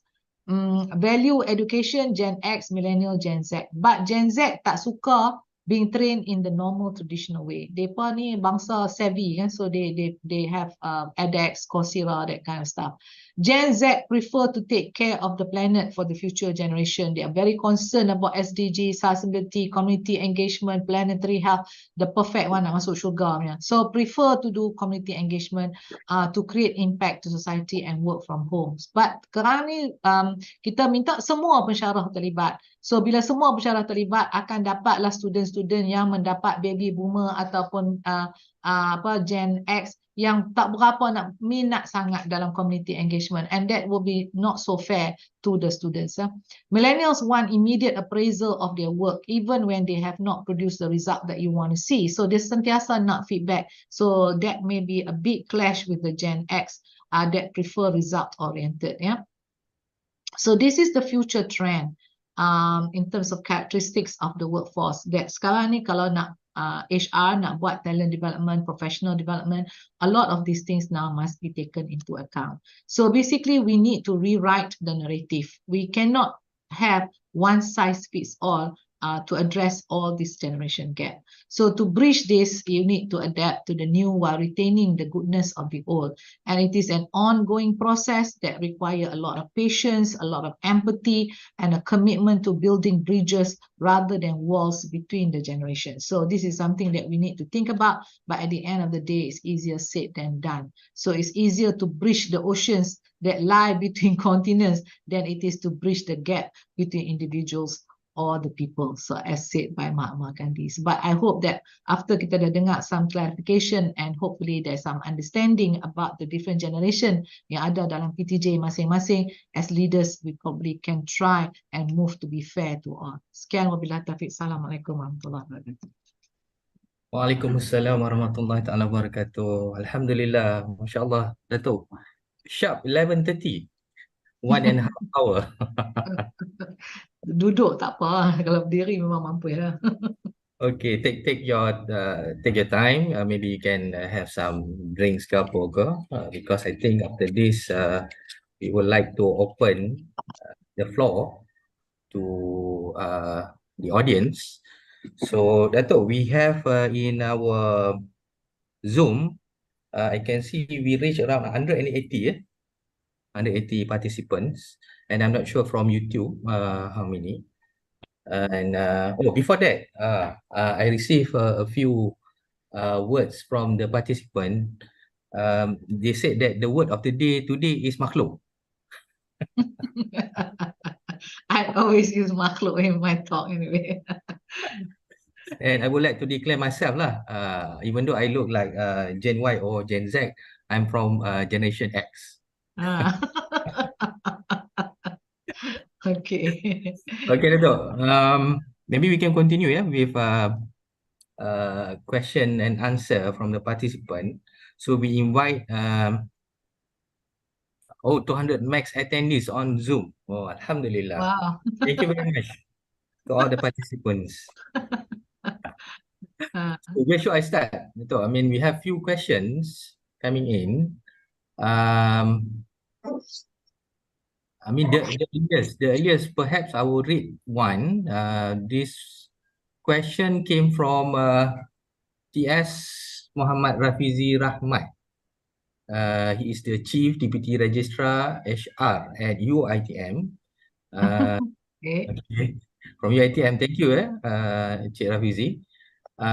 So the question is in bahasa kalau pensyarah muda kompetent dan layak naik Prof Madya dalam tempoh yang singkat, adakah yang menjadi satu kesalahan? It's not a kesalahan. It's not a kesalahan. Tetapi what I say, kena tengok kriteria lah. Dalam kriteria kenaikan pangkat, dia akan ada berapa student yang you dapat graduatkan. And that is where you may have everything else, but nak menggraduatkan student require time.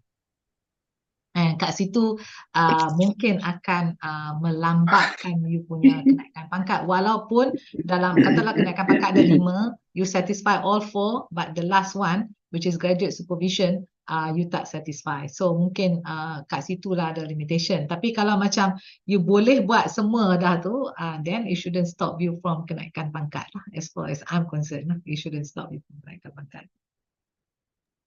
Yeah, sure. Yes.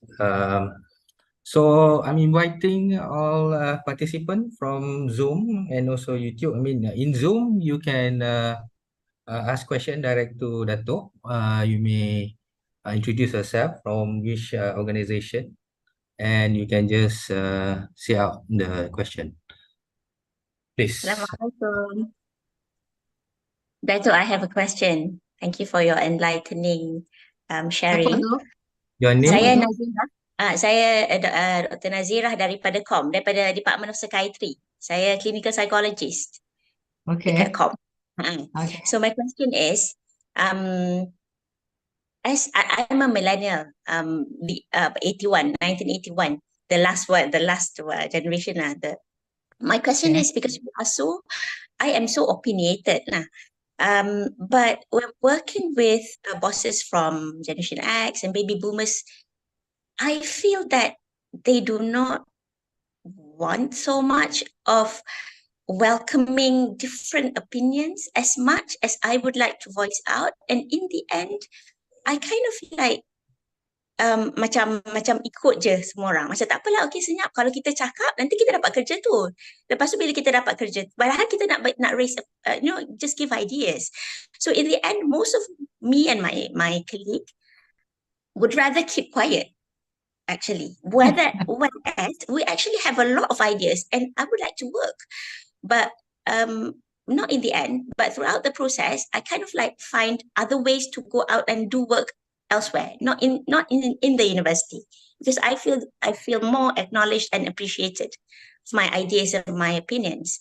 So I feel it's a waste lah. Tapi how do we get through that? I mean, it's not that I don't want to work, but it can get too much lah. Because we have a lot of ideas, so it looks like I can work, but it's hard because of all other things. So how do we do that? How do we say that we just want to raise opinion? Like tell what we feel about this and that, but it's not that we're not agreeing with them. Tapi it seems that we're disagreeing with them. Saya rasa lah kadang-kadang. Jadi Kan saya dah kata dah, millennials dengan Gen Z love to give their punya opinion, right?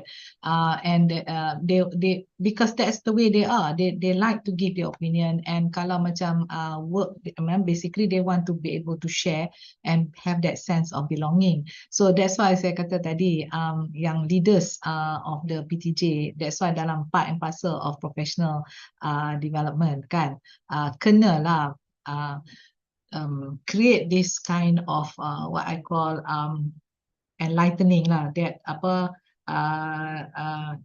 future leaders of a university need to now be listening as well, and need to have consensus decision, because what you have is like all the various, I bukan dengar you seorang ya, dia kena macam, that's why I kata macam kalau buat focus group discussion, kita dengar ramai orang, and kadang-kadang you kata this is the way forward, tapi bila you dengar orang mana sabar juga, maybe you so at the end of the day we will come with a consensus decision in how we should move forward. So that to me is now important, because you get the buy-in. Kalau I jadi leader, I go for consensus decision because I get the buy-in faster. And if I get the buy-in, I get the whole thing to be done in the PTJ faster daripada dengar satu dua punya ni. And then you find that there's also opinion yang negatif lah, negatif sokmo. Tapi kita bagi I kena kata okay, yang negatif sokmo ni pasal apa dia negatif sokmo. So kita kena ada first one-to-one dengan dia dulu to find out what is the problem. Saja negatif ataupun dia sebenarnya is a very good risk assessment person that you should be listening to, because ramai orang just yes saja, tak fikir on the, how do I say, systems thinking. A lot of times just linear thinking, one cause, one effect, this is the way we solve. But the future is no longer, I'm talking to medical tomorrow, the future is no longer about linear. The future is now about systems thinking. You always have to see the bigger picture and the kind of impact that particular decision is going to cause, not today, but also tomorrow and also 10 years from now. So basically, there will be a need to shift in the kind of thinking among leaders as well. So janganlah dishearten, hari ni kita dah ada talk on this, ramai yang leaders sekarang dah dengar. So let's pray for positive thinking that change should be happening in the university lah. So HR pun duk organize benda ni. So last time I talk about staff well-being, very important to ensure staff well-being. Now I'm talking about generation gap, because you cannot have a well-being when the gap is still there. So that's why saya kata maybe these are the kind of things that people need to know about. Dan jangan kata why pakcik ni negatif semua against me, so this kind of thing need to be there lah. So Nazirah, please positive, kita hope for the best. After all dekan pun duk dengar kan, so so hopefully things will change. Thank you. Thank you, Dr. Nazira. We have one long question, and then the person pun ada tengah switch on pun kamera tu. We have the question from Jamal. Okay, Dato' Jamal here Yeah, from COP. yeah. So, considering all these generational gaps, I think it's very enlightening, and I think you told me already about this before. Cuma when we are talking about the generational gap and then characteristics and style and motivation, I believe I'm talking about MSD, I'm talking about university, I'm talking about how flexible are we addressing this gap. The change. So Yeah. that's my main concern lah. We should acknowledge that it exists, and we can even see it. And for me, person yang drive by performance, I can allow flexibility in term of how you want to work. And in fact, saya tak propose, tak sokong pun clock in, clock out, because my specialists, they are working beyond that. So, but not all, ada juga yang jenis mengular. So I understand that. But how can the university, number one, my question is, how can the university accommodate those differences in the policy? Perhaps your suggestion to MSD or the university, or myself as the dean, that's number one, Dato'. Number two is, we are talking about, I think I got some sense from your talk just now, when you talk about the baby boomer and all the way until alpha. Macam seolah-olah ada impression bahawa this generation become degrade over time, or they know how to talk but not able to perform. So macam you mentioned just now, when we give suggestion, it must be a complete suggestion rather than I give the suggestion, you do it. I want that is not kind of a mentality we should have. So the second is what is the impression, and if we acknowledge this, macam mana kita nak improve, Dato'? Macam I don't think generation ni akan terus, maksudnya macam ada vicious cycle kan. I think there should be hope, there should be ways we can accommodate these differences. Those are the two Yeah. questions. Satu, the fact that MSD is organising this, maknanya dia duk dengar lah kot apa yang tentang what needs to be there, and that's why saya minta MSD buat the data, because then for whatever I have to say, MSD kena weigh sendirilah that based on this data, kebanyakan dalam IUM is what is Gen X dengan millennials. Dia belum lagi banyak hire. I can understand dia tak hire Gen Z lagi because mungkin post not available dan sebagainya. So basically that's why meningkat dalam millennial dengan Gen X. But you kena understand all this now prefer work-life balance. So kalau kita masih dalam same old rule, dekat USM memang kita tak clock in clock out pun for all academic, sebab academic have time to prepare dan sebagainya. Respect for academic, no clocking. So I pun tak pernah clock in my life. So bila I dah masuk USIM, baru dia kata, oh I have to clock in. I said, nasib baik I number one. So kalau I number two, I have to clock in, I pun tak reti macam nak clock in, because we put in so much time in preparation and whatnot. So you say to me that I'm going to work from 8 to 5, I don't do that. So that's why so it's a new thinking that mungkin MSD pun kena fikir. I mean, there must now be inculcation of trust.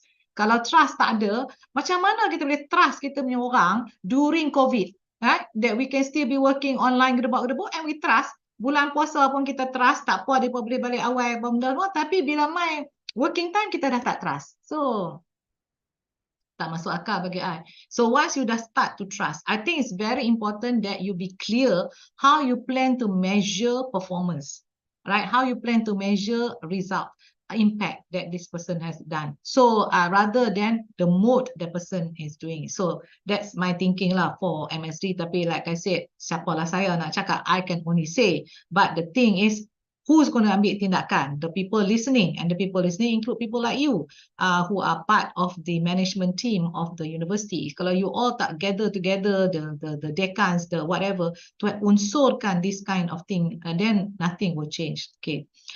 Okay. Why do people come to the university? To nurture their potential, right? To unleash that potential.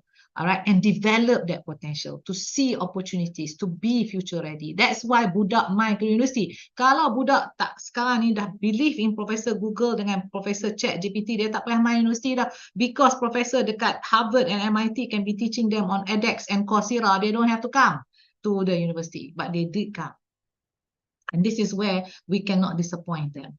And we know, now that you know, this is the generation, this is what they're facing. The question is, how are you readdressing the curriculum of the kursus yang kita offer, medicine ke apa, how you addressing this supaya mereka sekarang ni become a better human being, a better citizen for the country, a better nation builder for the country. So how do you do this? So this is where I say curriculum needs to address this, because education matters to me. Education will turn on and make that change that we want to see. Is how we now nurture. Kalau kita still back to same old, tak ada apa budak ni akan belajar pada kita. Sebab budak ni is not like us. Budak ni are facing post-normal times. And meaning to say they are facing unknowns all the time. They have to cope with unknowns. They have to be flexible, adaptable. And how are we teaching them this?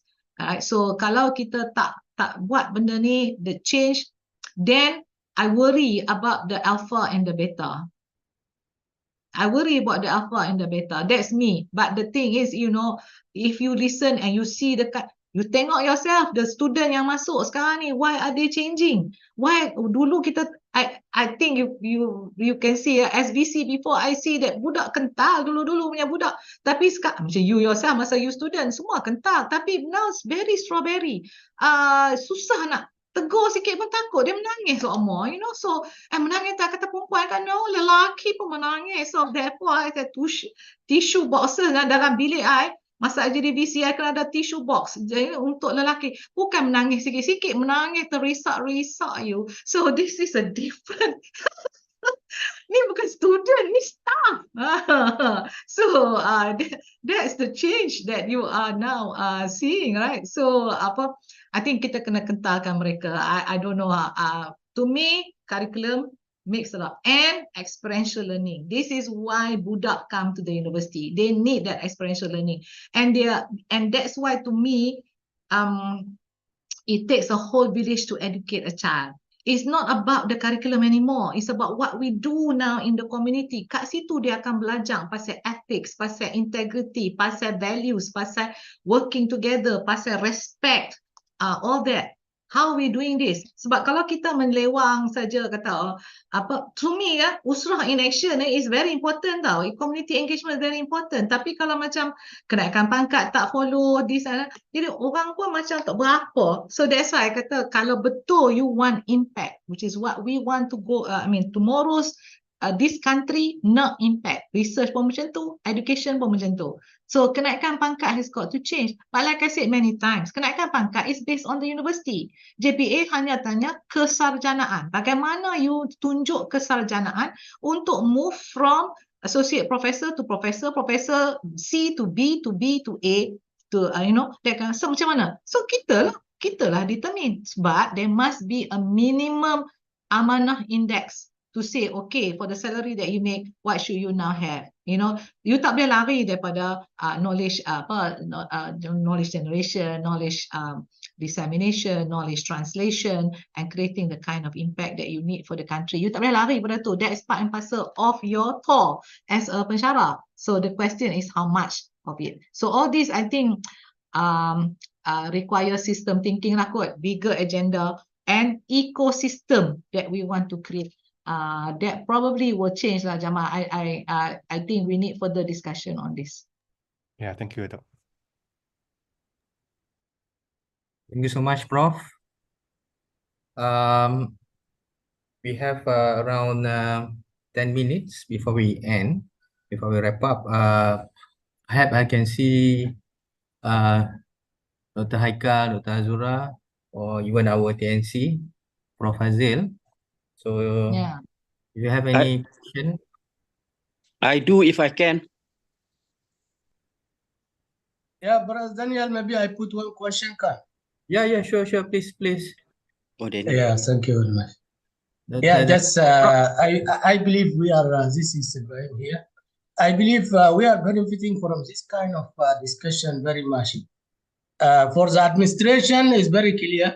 That's those who are have different generations need to do their best to create harmony between the different groups, different generations. But I was thinking about how this about the teaching and learning also. For About example, teaching and learning. I am very Teaching and learning. Okay. yeah. I consider maybe I'm a generation X, but I'm teaching those who are Gen Z. So there is maybe gap between transmission of knowledge in terms of so how we do. This is maybe number one. Number two is Dato very rightly mentioned about the issue of system thinking. May we consider all these generations are different systems or different elements in the same system, which is they need to create harmony in the end of the day to make the organization go forward. So is it there is any possibility to come back to relate between the generations and also system thinking, so that the administrative people get a more better view about the system thinking and how they create harmony between the generations. Thank you very much. Thank you, Dr. Ibrahim, for the talk about system thinking. But I think at the end of the day, I've done what I can. If I would probably prefer either Daniel or Norke to answer, because after listening to this, what's next? I think to me is very important. It's not just matter organizing dah berapa series dah buat, tapi at the end of the day, what's next? So I think that, to me, you know, when you dah orang dah dengar, orang dah nampak that things can be done, you know, and there are certain things that can be done, you know. So I rasa apa yang Dr. Ibrahim tanya tu tadi eloklah bagi Daniel ataupun Norke sendiri untuk menjawabnya. What's next? Perhaps the Belum best saya is minta Prof. Zainal. Prof Zainal. Madam Noki ada? Okay, Assalamualaikum everyone. Okay, Noki, yes. Okay, as for the human resource part, we actually we have started our discussion on this future direction and also the way forward 2024 to address on the talent development as well as the human resource matters regarding this generation gaps and also the generation needs for each category, Prof. We are really looking in detail on that. Okay. Professor Zainal. Ya, Profesor Emerita, lama tak jumpa. Jumpa online. Thank you, Prof. As always, makhluk-makhluk yang disebut semua teruja apabila disebut. I just trying to pick up, Prof, on the what's next, because I thought the last 2-3 years when I start listening to you, that triggers me that we just have to work on it and we'll pick up what need to be improved later. And that's what happened to Usrah in Actions. We see somehow there's this challenging things that usually not there, but it moved the thing in a way that it is a litmus test, whether we talk about sejahtera ke, well-being ke, is it there or not? So far, Alhamdulillah, Alhamdulillah that slowly it managed to trigger the change that is needed on the ground, because we can easily talk about all this wishful thing that we want to happen, but still staff, or academic and also our community find it that those are up there, but on the ground it's not there. So how would you, in a way, sedikit lah, Prof, see or conclude a bit like in terms of the last 2-3 years that you've been with us and helping us to do this and that, and how much have we managed to get that happen? And what is, if there is one magic wand that you have, what would that be? If there is one magic wand that I have, I want to make sure you got enough money. There's a lot of ideas coming in, tapi I think one big limitation kita is finance.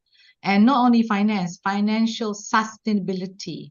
To me kan, cari duit satu hal, tapi to make sure that the program grow, the program is there, that the program is good and all that, you need financial sustainability. So that's why I rasa that is high time that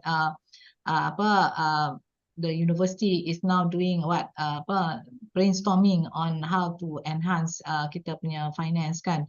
To me, dah masuk 3 tahun I ada baru nak start kan.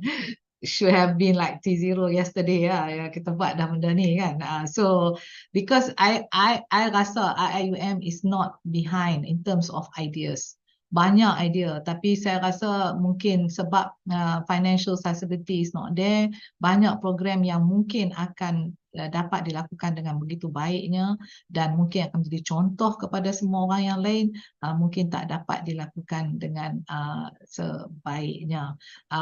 And then second thing, I see that alignment of kenaikan pangkat need to be there for the programs that we want to see, because now it's about impact. But the kenaikan pangkat, because I sit on the board, I still see that the kenaikan pangkat is based on output.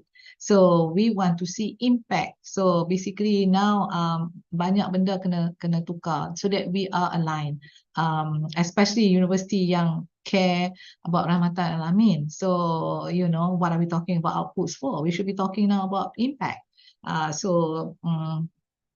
Output kena ada, don't get me wrong, nanti orang kata tak payah output pula, output kena ada, tetapi you kena put more weightage on impact. Baru sekarang ni you will see now academic producing students yang hebat, yang good citizens of the future. That's humanity centric, because you're doing already benda yang humanity centric, which is what higher education is all about tomorrow. Humanity centric, you're doing that already. You're worried about sustainability, you're worried about impact, you worry about the fact that you're helping orang kampung macam mana, what kind of impact are you creating. So you're doing all that already. Tinggal financial sustainability to make sure it flies. To me that's important. And the third thing, you got to write about it. What kita ni kurang visibility. Can I say that? You know, visibility, you got to write about it, you got to make sure people know about it, and in using the various social media that we have, not just about writing, not just about buku is baby boomer dulu, but now we need to have now in all the social media, digital, YouTube, whatever that you're doing. And sometimes it can be like small blurbs of that coming up, you know, and that's enough, because you know kita punya Jamal, kita punya concentration time bukan 8 second ke, lower than the goldfish, right? Because the goldfish is 8 seconds, we are 7 seconds, right? For human, kita punya concentration time. So there you are, big difference there. So itulah 3 benda. You gave me one, but I wanted 3. So anyway, that's my. Thank you, Prof. Thank you so much. Thank you so much. Okay, thank you. Thank you so much, Prof. Zainal. And I think I cannot accept any more questions because we are running out of time. And there are a few other questions, Dato', but I think I will send to you later. Or if you have time, maybe you can personally email to them. Is it okay? So later on, I will share with you. Yeah. All right. So thank you very much, Prof. Dato', for being able to share these wonderful talks. I mean, for me, it's personally an eye-opener, and hopefully just not end here lah, kan? So something need to be done, inshallah. All right. So before we end, I think we would like to invite everyone to have a photography session. So maybe our secretariat MST can ready. So I invite everyone to open your camera. Siapa yang boleh buka kamera? So maybe we can have a group photo session. Sekejap. Okay, thank you so much. So are we ready? Sister Ju ready? Okay, senyum. 1, 2, 3. 1, 2, 3. 1, 2, 4. Okay, thank you. So ladies and gentlemen, banyak dekan-dekan juga ada dalam ni. Thank you so much for the dekan punya time. Kan senang dapat dekan-dekan. So dengar ramai dekan duk dengar ni, insyaAllah lah kot, we can move together to make sure there's a working paper up to UMC to make some change. InsyaAllah. Thank you so much, Dato', on behalf of the organizing committee. We would like again to say thank you for your sharing, and we wish you all the best. And please pray for us. And On behalf of the organizer as well, I would like to apologize if we have caused any inconvenience throughout the program. And let us make dua to Allah Subhanahu Wa Taala that this program shall continue and support for IM betterment, inshallah. Right. So with that, I bid goodbye to everyone till we meet again. And before we adjourn, let us recite Kifara Suratul As.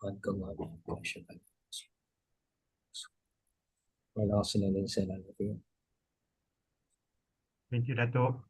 Assalamualaikum warahmatullahi wabarakatuh. Signing off. Thank you so much, Dato'. Thank you. Thank you, Dato'. Everyone. Thank you. Thanks, Dato'. Thank you. Assalamualaikum.